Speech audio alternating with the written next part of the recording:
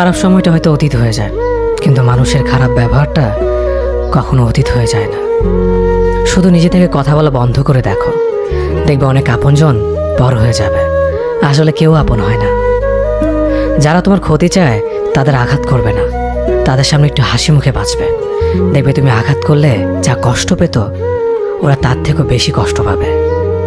যত মিশবে ততই মানুষ চিনবে, অভিনয় যে কত প্রকার হয় তা বুঝতে পারবে।